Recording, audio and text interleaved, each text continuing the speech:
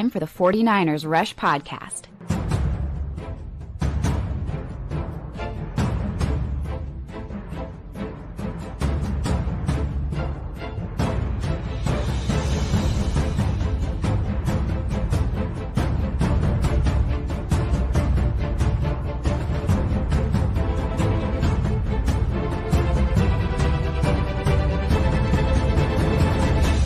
And here's your host, John Chapman. What is going on, faithful? It is absolutely incredible to be with you guys today. It's Saturday.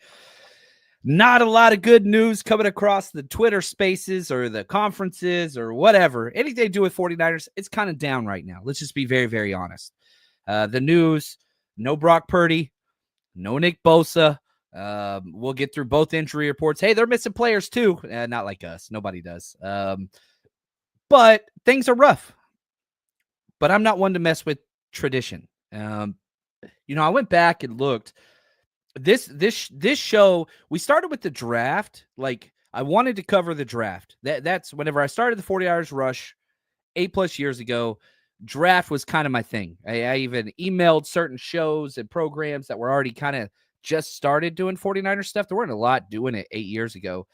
Got the cold shoulder. So I was like, you know what? Screw it. I'm just going to do my own thing. We started with the draft, but our regular season original content was all scouting reports and breakdowns and previews. That was kind of what we did. Then it morphed into film work. Then it morphed into breakdowns. Then, it's evolved over the 8+ years. This is episode 1268. I went back and looked. We have done 126 regular season scouting report episodes. This is number 126. So, it kind of that 1 to 10 ratio. That's what it is with off-season draft coverage, all that stuff. But I want to say thank you to everybody that is here. Thank you, Hugo, Kitty, JD. We got the man Colin, Vince always with us, and to our executive producer Josh, who just crushes it on this entire series. So we're going to learn about the Packers. We're going to talk about matchups. Yeah, there's still some matchups that favor the 49ers, believe it or not. Yes, as bad as the 49ers are, hasn't been the best year by any stretch. The 49ers are currently 5.5-point underdogs. 5.5 points against a 7-3 team on the road with all these players out. You want to know what's really, really funny? The Dallas Cowboys are 10-point underdogs to a conference opponent. That's crazy, right? Like, 49ers are rough, but again, there will always be a little glimmer of, at least we ain't that bad. They're real bad. The Packers are a good team. They're 7-3. They're third place in the NFC North with a 7-3 record. They'd have a 2-game lead if they were in our division. And I do believe, and I think almost everybody believes, the best division of football this year is the NFC North. Green Bay, Vikings, Lions. Great teams. Great teams. Now, they're a gritty, kind of hard-nosed team. Their defense creates a lot of turnovers, third best in the NFL, and that's kind of how they built their team. Jeff Hafley, former 49er, he's their DC. It's what it is. They just win close games. They've won 5 of their last 6 games. They won last week by blocking a field goal. Special teams can win you games. Not us, other teams. Not us, other teams. But you look at them, they've had 7 one-score games this year, the Packers. They're 5-2. 7 one-score games. They win the close games. The 49ers have had 6 one-score games. We're 2-4. We fall apart at the end of games, defensively, special teams. We're actually right on average for points scored in the fourth quarter. Like, we're right, literally the 16th team out of 32. But we're one of the worst defensive scoring teams historically. We went from first last year to dead last. That's kind of the issue. The offense could be better. Yeah, the special teams is garbage and the worst coach unit in the NFL. I understand that. But you have the 4th highest defensive payroll. And that's when Bosa is out there. That's when Hargrave's out there. That's when all these guys are out there. You still can't get it done. But we'll see what it takes this week. Now, Jordan Love really hasn't had a really good season. He got that huge contract. Lots of interceptions. He got 11 interceptions. I mean, hasn't been great. But the young wide receivers, They've got a really good right tackle, a bunch of their offensive line mimics ours. It's not great. You got one stud, Zach Tom, and then a bunch of other dudes. Elton Jenkins got paid, but his play's gone down huge. Defensively, Xavier McKinney, who they picked up, has been awesome. They're a good football team. You look at points scored, they're 10th. They're tied for 10th. They've scored 250 points so far this year.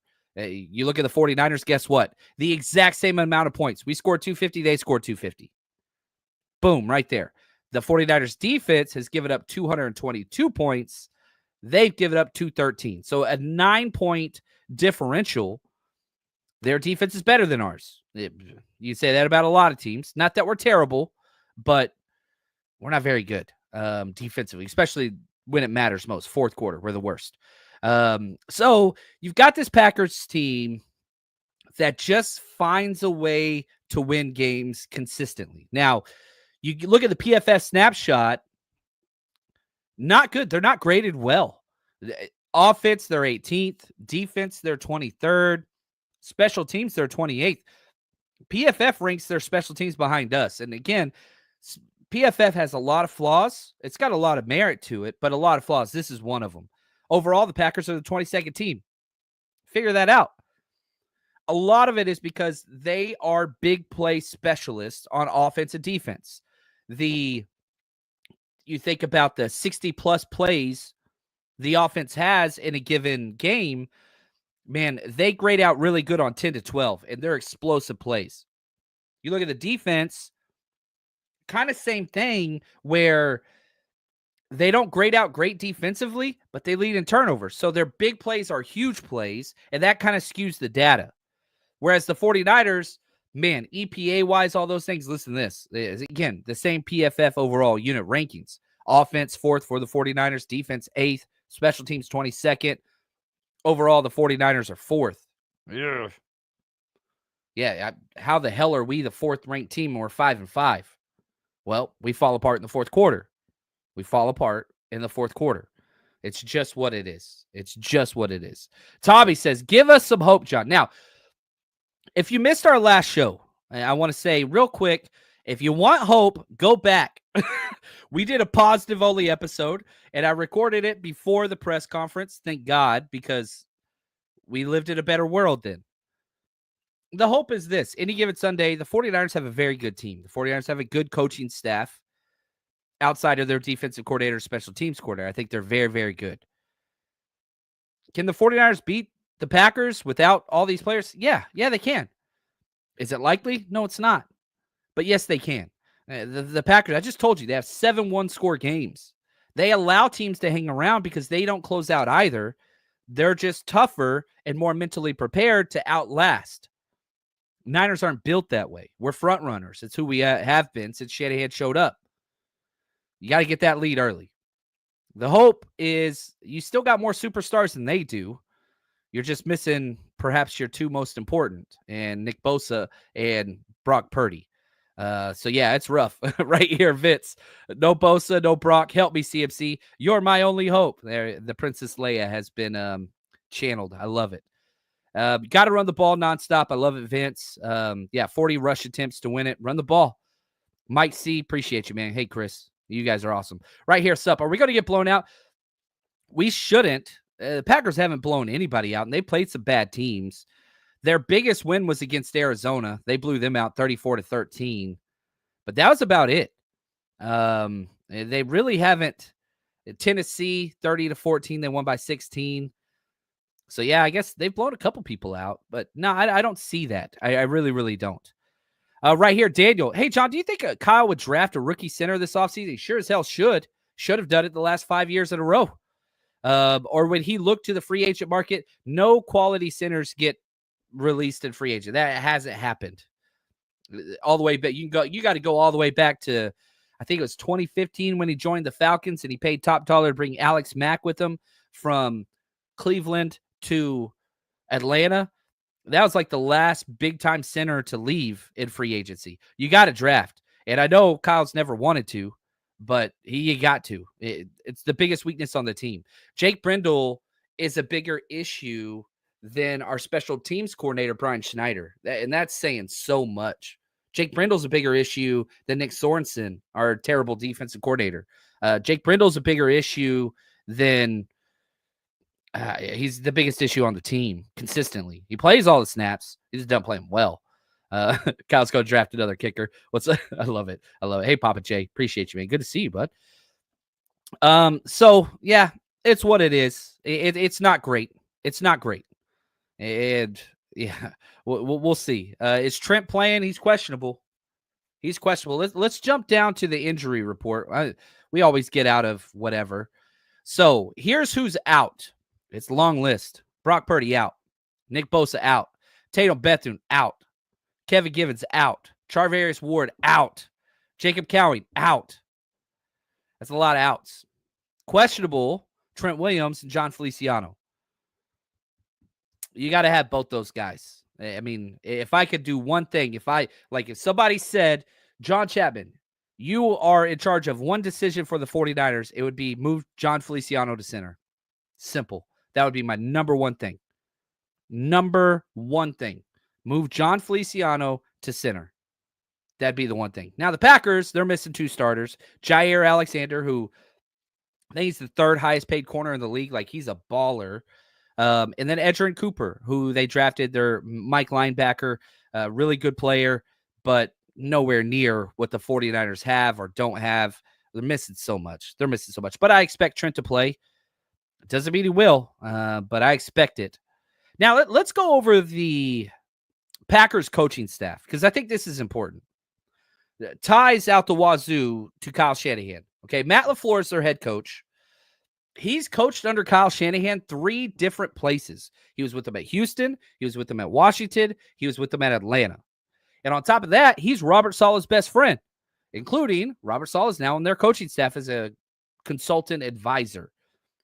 Matt LaFleur's been great. He's got 66 wins, 34 losses. Great coach. He's really, really good coach. His brother, Mike LaFleur, was with us for a long time. And, you know, it's funny. They've faced each other 5 times, Shanahan and Matt LaFleur. LaFleur's won in the regular season. He's 2-1. Kyle's beat him twice in the postseason.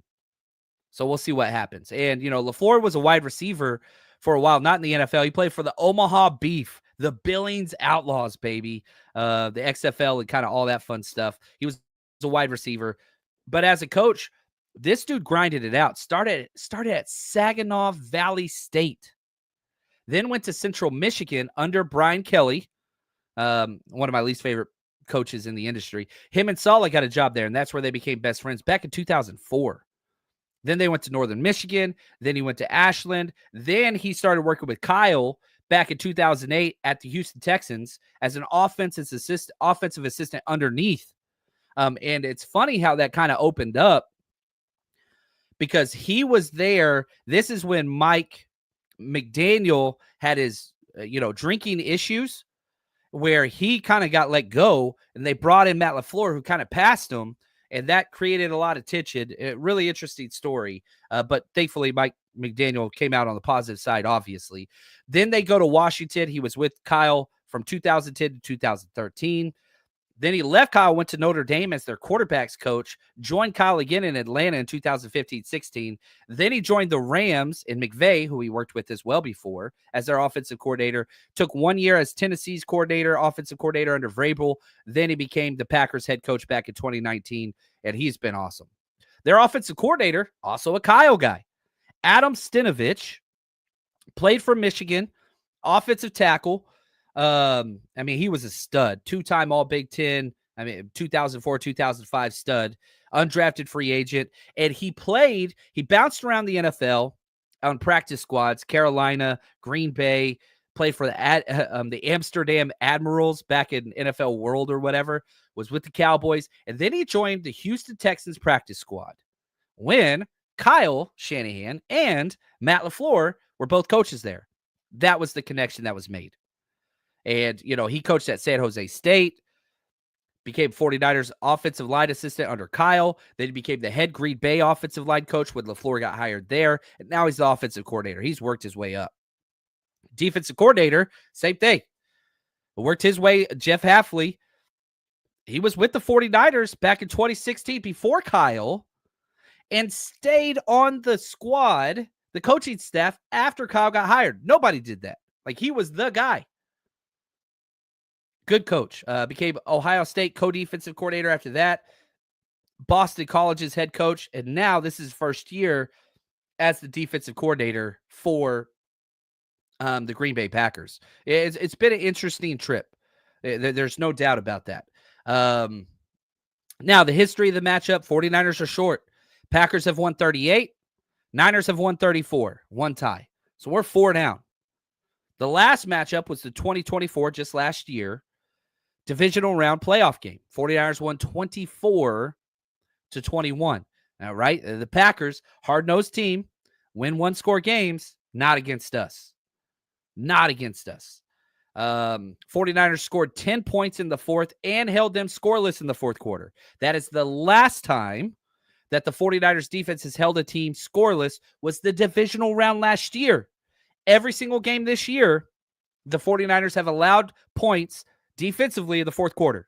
We have 0 fourth quarter shutouts this year. Last year under Wilkes, we had 11. Did you hear that? 11 fourth quarter scoreless games last year under Steve Wilkes. This year, 0. Goose egg. Man, it's so bad.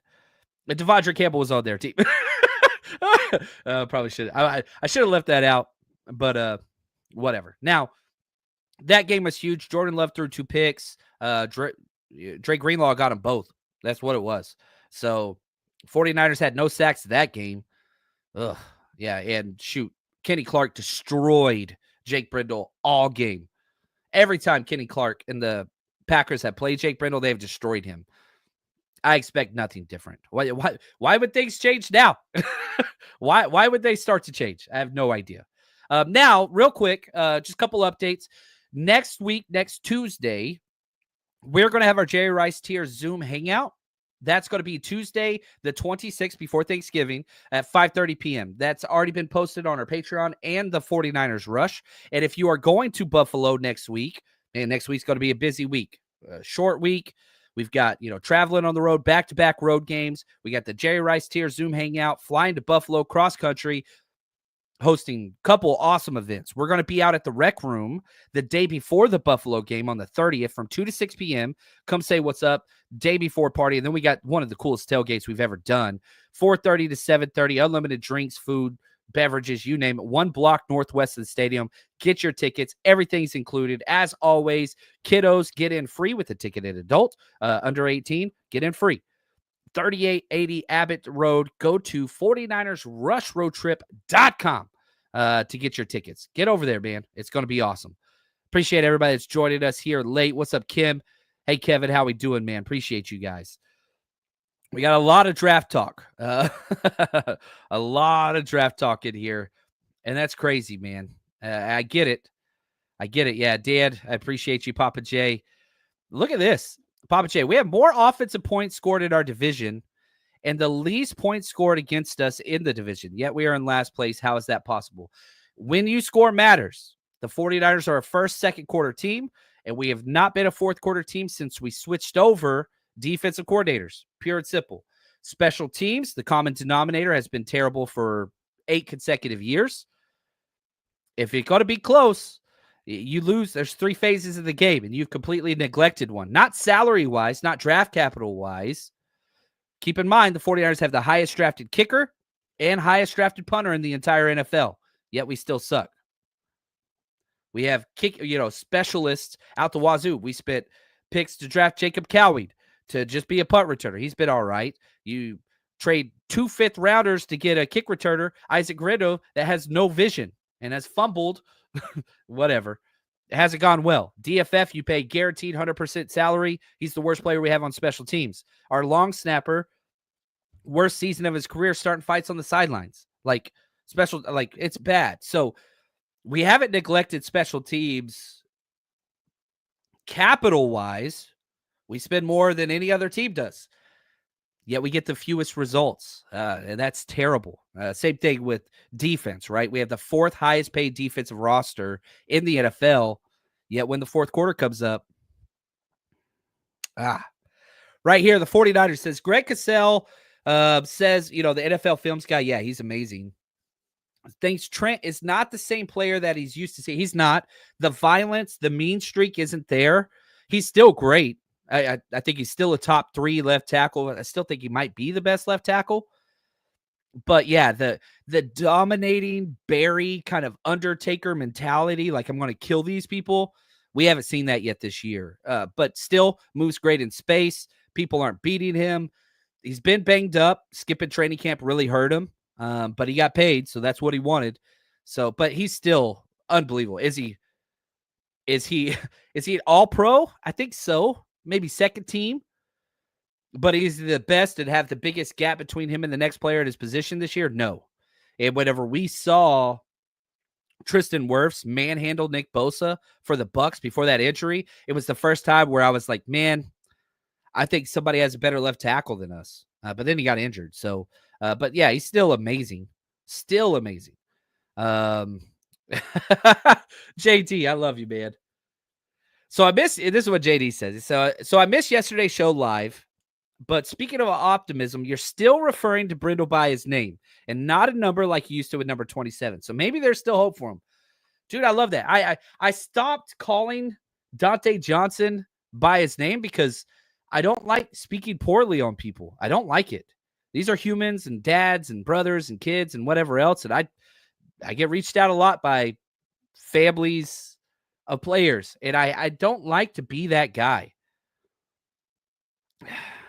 But man, there's a tipping point. We've broke down every single offensive, defense, special teams play on the 40YardsRush.com and our Patreon for I think 4 years straight.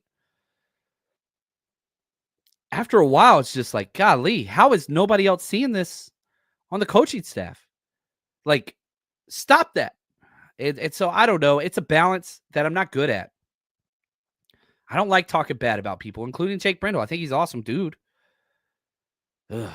Yeah. I don't know. Maybe it's time to switch to number 64. I don't want to yet. I don't have any hope, though.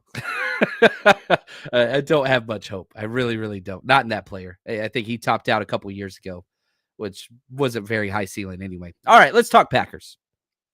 The Packers defense and their rankings out of 32 teams, okay? Points, their 10th most points allowed. So, like, the pretty good top 10 group. 12th yards, 3rd in turnovers. That's their special thing. They'll give up the yards, but they are a gambling team with a lot of freak athletes. They only draft freaks.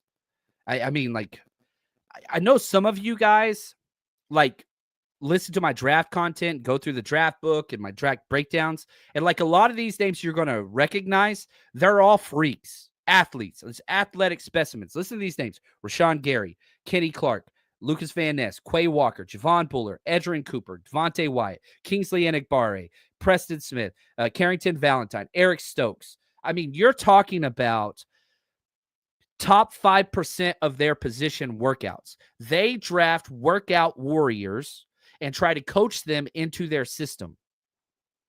Has it worked? And it doesn't always work, but they rely on athleticism and superior athletics to get them where they want to be defensively. They don't do that offensively, but defensively, man, they want freaks everywhere. Athleticism above all else.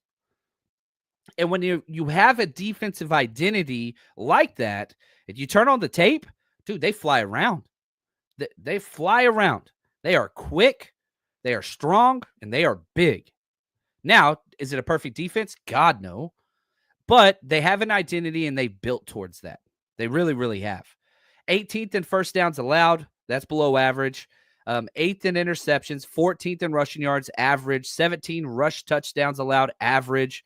15th in yards per rush, average. They're just an average defense with heightened athleticism. You can run on this team. Well, the 49ers, Kyle Shanahan, stick to it with the backup quarterback. I don't know. And I don't know the answer. 3rd downs, they're 13th. 4th downs, 21st, below average. Red zone, 19th. Not good. We're way worse, but not good. You can score touchdowns on this team. Now, turnovers. That's the strength of this team. Kenny Clark is a beast. He's had his best games of his career against Jake Brindle. Rashad Gary against Colton McKivitz. Are you kidding me? That's not good.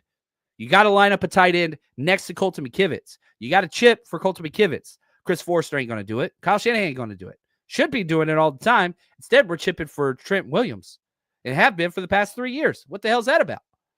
Ugh. Anyway, even with Jair Alexander out in the secondary, he's their best secondary player. Secondary is their strength. Xavier McKinney's a beast. Like, they're just a well-built secondary. Carrington Valentine's going to step in for him. 7th rounder out of Kentucky. I loved his tape. I was shocked he went in the 7th round, and he's a good player. Now, the bad news, they lead the NFL, the Packers defense, in fourth quarter scoring. They lead the entire NFL. That was a stat we ran last year with Steve Wilkes. We were best in the NFL. Now the Packers are the best in the NFL. So, like, if your thing is, man, the offense needs to score more points in the fourth quarter, well, you're going against the best fourth quarter defense in the NFL. We are the worst. We're not the worst. We're bottom 3. But there's players to exploit. Eric Stokes, who's a freak straight line speed player out of Georgia, changed direction. He bites on plays, overly aggressive. You get him on double moves. There's some flaws to his game. Lucas Van Ness, you can run at him consistently. He's a great pass rusher, not good against the run. They run a 4-2-5 scheme just like us, and their coverages are similar. Cover 3 is their most dominant coverage. They run 31% of the time, very similar to us. Cover 1 man, they run it less than us, but it's their second most coverage, 22% for them. And cover 2 zone, we don't do that too often. They run the 4th most cover 2 zone at 20%. And only 1% cover 0. So not a blitz-heavy team. They don't all-out blitz really ever. Maybe that changes with us having a backup quarterback in there. They want to get pressure with their front 4. But like us, they're not great at it. They have 85 pressures on the season, the Packers defense. We have 83. Like, the carryover in this defense and ours is so similar. A lot of that's because Jeff Hafley was with us during the Robert Saleh era. So he's carried that with him, Boston College, and where he is now. Like, it's not anything new. He's not inventing new stuff. It's just carried over. It's carried over. Let's see here. Let's do this. Before we jump to the Packers offense and go through that, the number one way to support the show and kind of how I feed my family, it's the 49ersrush.com. I am so excited to announce our new platform launched, the49ersrush.com. We've been active on Patreon for years, and we're still going to keep that community going, but the 49ersrush.com has everything Patreon offers and a bunch more. You want to watch player breakdowns? Guess what? You click that. It's filtered based on players. You want to see Javon Hargrave, what he brings, some CMC tape broken down, Ayuk, Jair Brown. We've got hundreds and hundreds of tapes on. Now, you want football 101. You want to learn scheme. Guess what? We've got every single offensive, defensive, special team snap. Head over to the 49ersrush.com, sign up, join the community, and plus we got a 7-day free trial. So, all right, let's break down the Packers offense. Let's go statistically. 32 teams in the NFL. Points, 8th. Exact same amount of points as the 49ers have scored. Yards, 4th. We're 2nd. Turnovers, 22. They turn the ball over a lot. Jordan Love has not protected the ball throughout his entire career. They have not. 26 in interceptions. Now, not a lot of fumbles. They've only lost 3 fumbles, which is 4th best. But they've lost 11 interceptions. That's 26 worse. Like, they put the ball in jeopardy. 13th in first downs, close to average. 9th in pass yards. 5th in passing touchdowns. They score. They don't run the ball well in the end zone. That's what's funny. They have 19 passing touchdowns, 8 rushing touchdowns. Like, they're one-sided. And if you look at them in the red zone anyway, they're 27th. Very similar to Shanahan's 49ers. They're struggling in the red zone. 3rd in pass yards per attempt, 6th in rush yards. Like, they run the ball well, 6th in rush yards per attempt. Their play, it's giant chunks, man. They run the ball solid. They run the ball well, and then giant chunks in the passing game. That's what they do. 22nd and 3rd downs, they're explosive team. They're not consistent drive down the field team. They are explosive. 22nd on 4th downs, not good. 27th in the red zone, really bad. They are a chunk team. Big play, big play, big play. Strengths, Josh Jacobs is a beast. With CMC at his current status, I think you got Saquon. I think you got Josh Jacobs. You can throw Kamara in there, a couple other guys. Josh Jacobs might be one of the best dual threat running back, passing run game. He's up there. I'd put him ahead of CMC at his current state. Obviously, if Christian McCaffrey returns to the place he was, he would be the number one, but he's not there now. Maybe this week that changes. God help us. Because, like, if you try to, and again, whenever I coached, the conversation I always wanted to have is, okay, how does this team beat us? And you try to paint that picture, right? Or how do we beat this team, right? You try to approach it from every angle, self-scouting, all those things. Well, how did the 49ers beat this Packers team without Nick Bosa, without Brock Purdy, and everybody else banged up?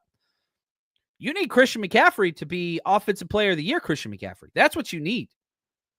You get that from number 23? Yeah, you got more than a chance. Anybody can check the ball down. Brock Purdy doesn't. Wish he would do it more. Hope we get that back. But, man, you run the scheme. And, again, why is Kyle Shanahan going with Brandon Allen over Joshua Dobbs? Well, Brandon Allen runs Shanahan's scheme better, period. Is he the better quarterback? No. Do I think we're going to see both quarterbacks? I do. But will the real BA please stand up? That's Brandon Allen. It ain't that other guy. Brandon Allen does what he's supposed to do. The Niners can win this game. He really can. Really, really can. Throw the ball to Juwan Jennings. Throw the ball to George Kittle. Let Pearsall get space. Check it down, check it down, check it down. Nickel and dime this team. It's a fourth quarter game. Both of these teams, Packers have had 7 one-score games. We've had 6. It's there. Now, their wide receivers, the Packers, man, they've got a group of them. Just a bunch of young, fast wide receivers. Jaden Reed, I think, is the best. Christian Watson is just a straight line, kind of the new Mike Williams 2.0 deep threat guy. I'm kind of concerned about him against Isaac Yadam, to be honest with you. Their offensive line's not great. They have one stud, Zach Tom, the right tackle. I think he's a top 5 right tackle. We could have had him. They got him in the 4th round. We drafted Ty Davis-Price, Danny Gray, and Spencer Burford all right ahead of him. Man, could have had him. That's okay. Now, their scheme. What do they do tendency-wise, schematically-wise, all those things? It's our scheme. It's the outside zone. It's Shanahan offshoot. It's what it is.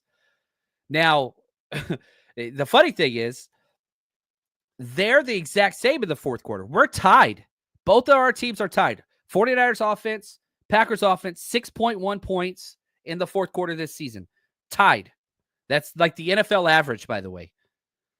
Now, they air it out. They throw it deep way more than we do. 17% of their passes are 20-plus air yards. They chunk the ball. Jordan Love's got a 110 rating on deep balls. Amazing. Play action, 22%. That's super high. He's got a 109 rating there. Screens, 13%. That's super high. We run 6.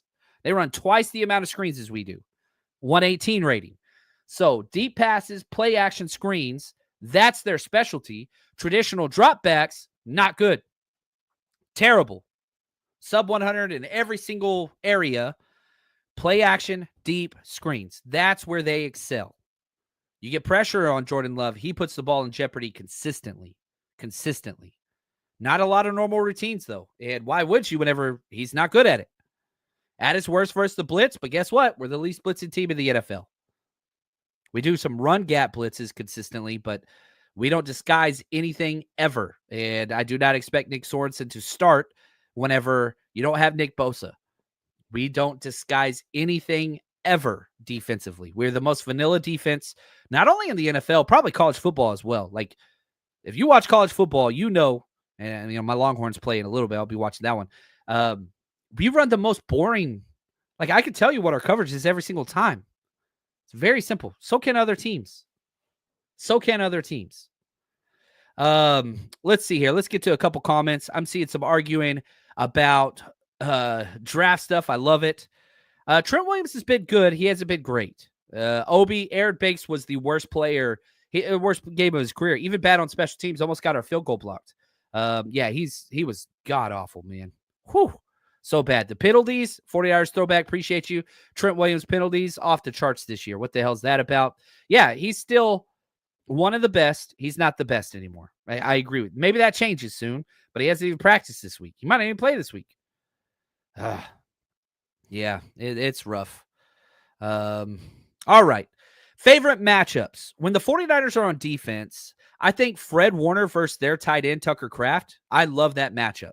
I really, really do. Not really a lot of favorable matchups for the 49ers when we're on defense, to be honest with you. Not with Bosa out. It's hard. Not with Charvarius Ward out. It's hard. Christian Watson versus Isaac Yiadom. Isaac Yiadom made great plays last week. He made some terrible plays. He was awesome on special teams.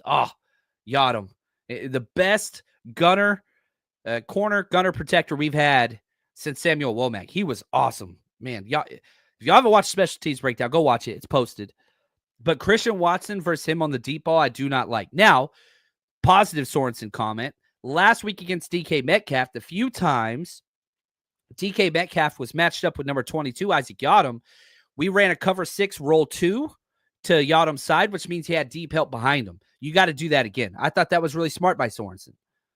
It's where you run quarters to one side, no deep help, and cover 2 to the one receiver side, which is the DK side, and he had deep help behind him. I want to do more of that. When Christian Watson's on number 22, I want to cover 6, roll 2 to that side. That's what I'm hoping for. He did it last week, and it worked well.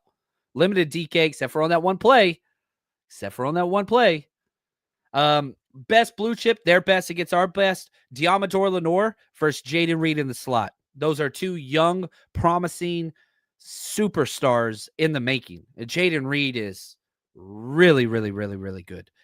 So that Demo versus Jaden Reed, I'm excited about. Now, when the 49ers are on offense, my favorite matchup with Jair Alexander out, Keeson Nixon is going to be their number 1 corner. He's their number 2 guy, but now he's going to be going up against Juwan Jennings and Deebo Samuel. That's my favorite matchup for us. Guess what? Keeson Nixon, drafted 2019 out of the University of South Carolina. This dude was Deebo's teammate. Come on, baby. You got T.O. calling you out. Not a good game last week. This is a get-right game for Deebo. It really, really is. Not that Deebo was bad. You get a nice fourth quarter pass on drift play. You win that game. Brock was off.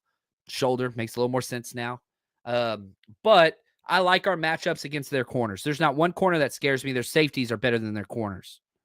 Their best matchup, we talked about it before, Kenny Clark versus Jake Brendel. Really, any player against Jake Brendel is the best matchup for every single team, every single week.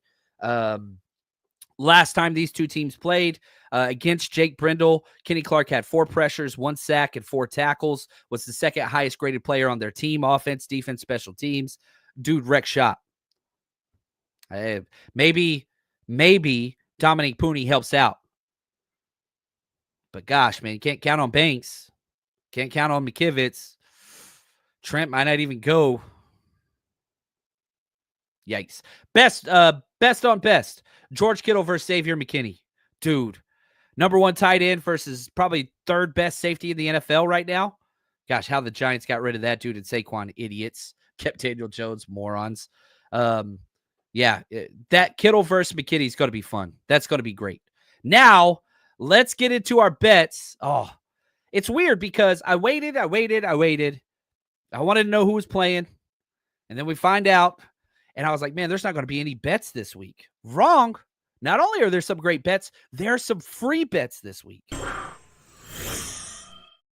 Now, here's the game plan.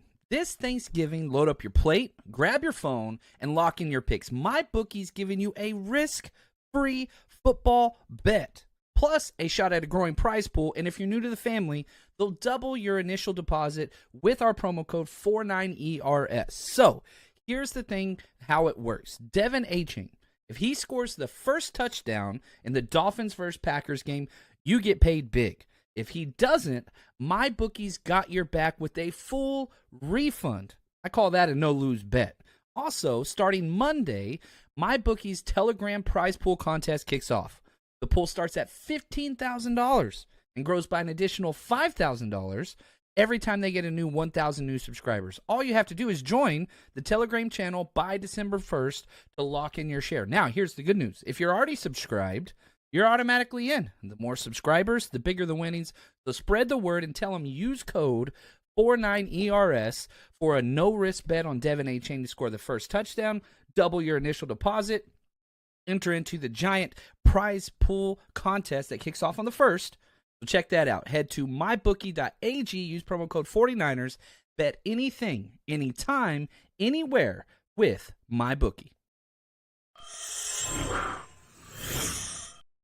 All right, I posted all my bets over on the 49ersrush.com and our Patreon page, but my favorite bet of the week is Brandon Allen under 29.5 pass attempts. The reason why I like this one so much, twofold. One, the way to win this game with a backup quarterback is to run the damn ball. So that's number one. Number two, I'm not sure Brandon Allen finishes this game. If he struggles, Josh Dobbs gets in there. So there's a two-path lane to cover that one. So Brandon Allen under 29.5 pass attempts is my favorite bet of the week. I think we have 9 bets posted over there. But yeah, you can go check that out. So let's get to the predictions. Not pumped about this one. It's funny because I get called out for like always picking the Niners or whatever else. Vegas always picks the Niners too. They always do. We've been favored in every single game this year. Not this one. Spreads down to 5.5 points. It was at 49ers get 1.5 point, and then the Purdy Bosa news, and it dropped to 5.5. It's a lot. I'm not taking that bet. I'm just not. But the good news is our expectations are checked. Read it from the chat, all the draft talk. There's something that happens when your back's against the wall. There's something that happens psychologically. There's only so much you could take. This year has not gone well. And at some point, you got to lash out. Do you lash out at each other? Do you lash out at the fans? Or do you take it out on the other team? Everybody's written the 49ers off. Everybody has in the entire NFL, whether it's my fantasy football chats, whether it's Twitter, Instagram, emails, DMs, expectations, rock bottom. What's the old Mad TV? Lowered expectations, right? Like, that's where we are. That's where we are.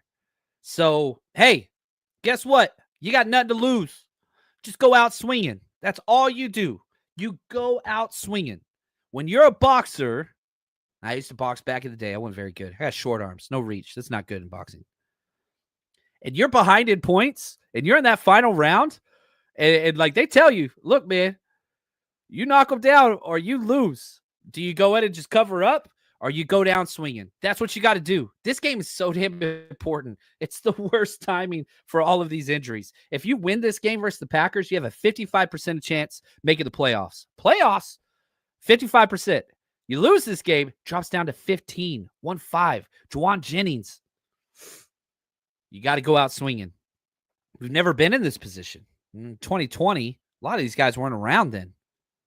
2020 was the last time you were in this position. You got to go out swinging. Leave nothing up for debate. You go out swinging. Now, I do have the 49ers fighting. I'm not sure if Brandon Allen is the quarterback at the end of the game. I hope he is, because that means things are going well offensively. But the other side of the ball is my biggest concern. I know everybody talks about Brock Purdy. I think the 49ers can move the ball. Christian McCaffrey, Juwan Jennings, Pearsall, Kittle. I think we'll move the ball. I think we can get some general offense and score some points. I think a lot of field goals. But defensively, with no Bosa or Ward, I'm more concerned. I'm more worried about the defense, who has sucked this year anyway.